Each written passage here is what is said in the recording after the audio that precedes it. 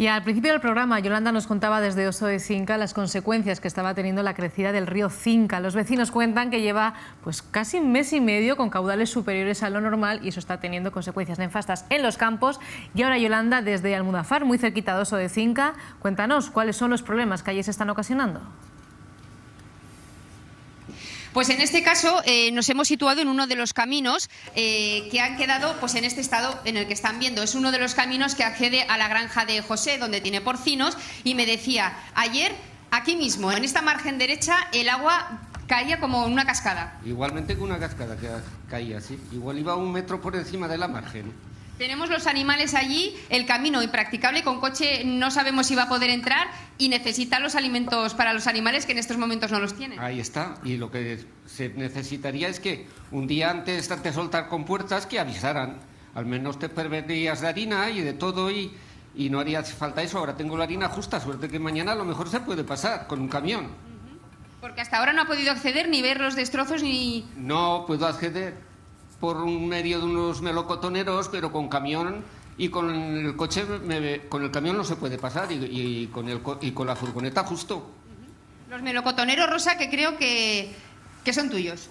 Bueno, de mi hermano, sí. De tu hermano, sí, alcaldesa del municipio. Sí, de la entidad local menor de Almudafar, sí. Una situación que se vuelve a repetir. Sí, este año llevamos ya 3 veces y creo que en el 13 o en el 14, en 15 días, sí, también volvió a pasar. Y claro, tenemos un problema. A ver, mis melocotoneros es un campo pequeño, pero aquí tenemos un vecino de Oso de Cinca que creo que tiene unas 30 hectáreas del ayuntamiento arrendadas que lo ha perdido todo. Nosotros, en el 2013-2014, como ya hubo el mismo problema, desde este ayuntamiento mandemos un escrito a la Che para que nos dieran una solución o se hiciera algo por el problema que tenemos, porque aquí va a haber muchas pérdidas. Y pues solución, por ahora ninguna. Hicieron un decreto de inundabilidad y solución aquí no han puesto ninguna. Entonces, claro, nosotros el problema tenemos pues que aquí hay muchas pérdidas. Porque tenemos muchísimos campos, en este caso tenemos aquí, que tenemos aquí, me comentabas, de maíz, y están viendo la imagen, totalmente cubierto. Sí, esto... Perdido totalmente. El de maíz, pues las 30 hectáreas que te digo del vecino de Oso. A ver, también hay más vecinos, pero claro, yo te estoy diciendo los que más pérdidas van a tener. Y bueno, y luego el camino pues imagínate tú el follón que tenemos aquí. Tenemos aquí también a más vecinas de Oso de Cinca que se han acercado pues para contarnos cómo vivieron el día de ayer. Pues bueno, la verdad es que fue una sorpresa que nos llamaran por la mañana, y por fotos, que nos enterásemos de que había una inundación, que avisáramos a los vecinos como pudiéramos. Entonces pues el ayuntamiento ya se pone en contacto por la aplicación, en pregones, pero vamos, lo que nos parece mejor es que se nos avise desde Confederación, sobre todo, que avisen la Protección Civil, nosotros podernos poner en marcha en movimiento y avisar a todos, que no nos pille desprevenidos, porque es una lástima, que ya vemos cómo está todo de agua y es una lástima que esto esté pasando. Disculparme un momentín, que mis presentadores quieren preguntarme algo. Adelante. Tus presentadores tienen una duda, y es que estamos viendo en imagen lo que parece un pez bastante grande. No sé si nos puedes aclarar qué es lo que vemos, porque con el reflejo del agua no... ¿Suponemos que es una de las zonas que está inundada o es el propio río Cinca? A ver, ahora...